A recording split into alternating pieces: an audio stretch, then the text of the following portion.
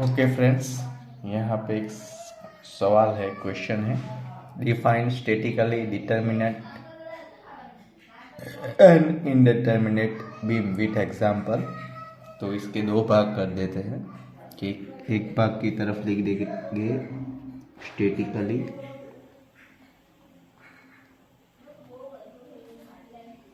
Determinate beam और दूसरी तरफ स्टैटिकली इनडिटर्मिनेट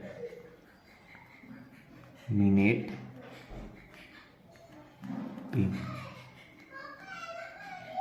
ओके, तो लेफ्ट साइड पे हम लोग लिखेंगे स्टैटिकली डिटर्मिनेट के बारे में और राइट साइड पे हम लोग लिखेंगे स्टैटिकली इनडिटर्मिनेट बीम के बारे में। तो ये थोड़ा प्रॉपर्ली समझ के लिखना है। सवाल भी पूछ सकते हैं अलग से। तो पहला, इस तरफ स्टैटिकली डिटर्मिनेट बीम कौन सा है? तो इट इज़ अ बीम, एक बीम है विच कैन बी एनालाइज्ड भी कह सकते हैं या सॉल्व भी कह सकते हैं। Analysed by using 3 conditions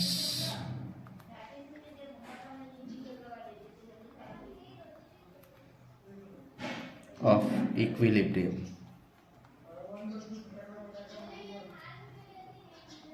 okay, 3 conditions of equilibrium है। इक्विलिब्रियम की 3 कंडीशन है। One is sigma h equal to 0, मतलब हॉरिजॉन्टल डायरेक्शन में जो फोर्स लग रहा है वो 0 होना चाहिए, comma sigma we equal to 0।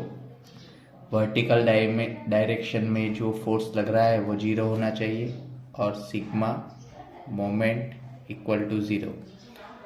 जो मोमेंट मतलब फोर्स इनटू डिस्टेंस, तो वो भी 0 होनी चाहिए, नहीं तो क्या होगा, जो बीम है वो रोटेट हो जाएगा, घूम जाएगा। तो हॉरिजॉन्टल डायरेक्शन के फोर्सेस 0 होने चाहिए, वर्टिकल फोर्सेस 0 होना चाहिए। सब समेशन, सिग्मा मतलब समेशन, मोमेंट भी 0 होनी चाहिए। तो a beam which can be analyzed by using 3 conditions of equilibrium is called statically determinate beam। Okay, तो ये आ गया। बीम मतलब आपके घर में जो छत है कंक्रीट की बनाई हुई, वो एक तरह का बीम ही है। तो वो स्टैटिकली डिटर्मिनेट हो गया बिकॉज उसमें ये तीनों कंडीशंस अप्लाई होगी और एनालाइज भी किया जा सकता है। सेकंड इसी में लिखेंगे,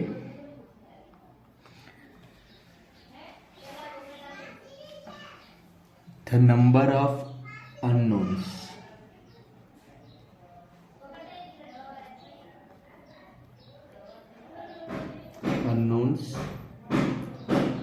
मतलब जिसे ढूंढना है वो। इसके हम एग्जाम्पल गिनेंगे बीम के। The number of unknowns are 3 और लेस देन 3। ओके, तो नंबर ऑफ अननोन्स जो ढूंढने हैं वो 3 हो गए या लेस देन 3 हो गए। मतलब इजीली आप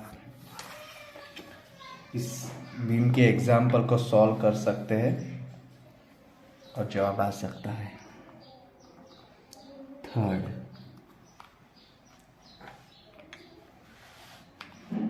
एक मिनट,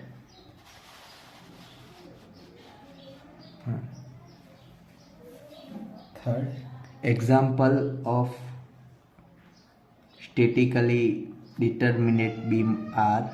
फर्स्ट एग्जाम्पल है simply supported beam,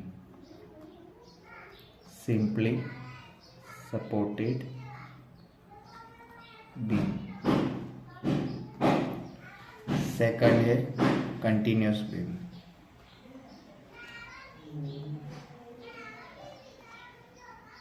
okay, third है overhanging beam.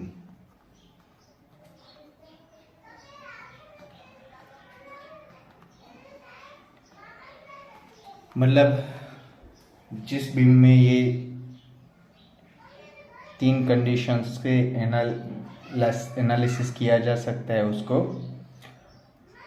Statically determinate beam कहेंगे।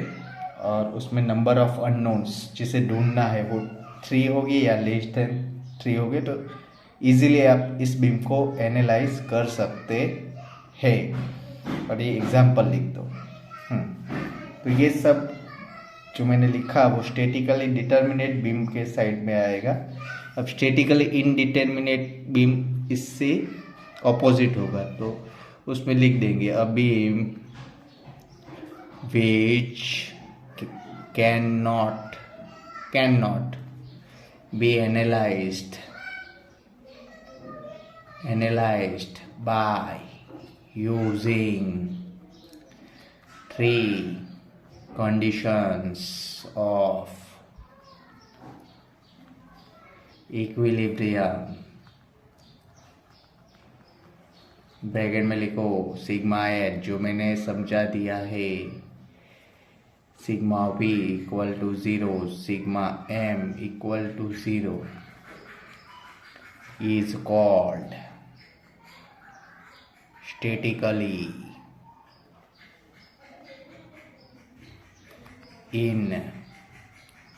indeterminate beam। ओके, तो इसका ऑपोजिट वो एनालाइज नहीं किया जा सकता।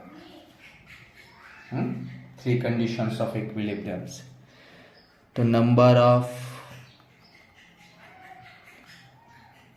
अननोन्स